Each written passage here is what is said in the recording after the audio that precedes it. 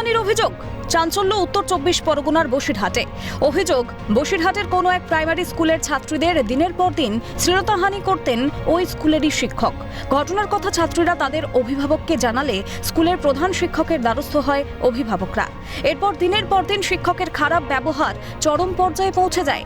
পরে ওই স্কুলের প্রধান শিক্ষক নিজেই অভিযুক্ত শিক্ষকের বিরুদ্ধে বসিরহাট থানায় অভিযোগ দায়ের করেন। অভিযোগের ভিত্তিতে মহিলা পুলিশ সহ পুরুষ পুলিশের একটি প্রতিনিধি দল পৌঁছে যায় ওই প্রাইমারি স্কুলে। ছাত্রীদের সঙ্গে কথা বলে অভিযুক্ত শিক্ষকের খোঁজে তল্লাশি চালায় পুলিশ। পুলিশ সূত্রে খবর, 5 জন নাবালিকা স্কুল ছাত্রীর গোপন জবানবন্দির ভিত্তিতে অভিযুক্ত শিক্ষককে গ্রেপ্তার করা হয়। 2-3 দিন আগে আমরা একটা সূত্রের মাধ্যমে খবর পাই যে একটা প্রাইমারি স্কুলের শিক্ষক কিছু বাচ্চাদের যৌন নির্যাতন করেছেন।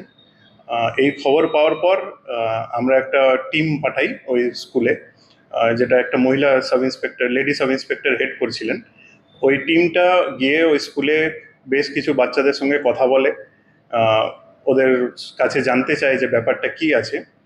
যেই অভিযোগগুলো সামনে উঠে আসে, ওই অভিযোগের ভিত্তিতে তারপর আমরা হেডমাস্টারের সঙ্গে কথা বলি এবং হেডমাস্টার মশাইয়ের কমপ্লেন্টের ভিত্তিতে আমরা একটা কেস করি। ওই কেসের বেসিসে আমরা ওই টিচারকে অ্যারেস্ট করেছি। তবে বারবার এ রাজ্যে বিভিন্ন প্রান্তে ঘটা শ্লীলতাহানির ঘটনায় প্রশ্ন থেকেই যাচ্ছে নারী নিরাপত্তা নিয়ে। শামীম মোল্লার রিপোর্ট, ক্যালকাটা নিউজ।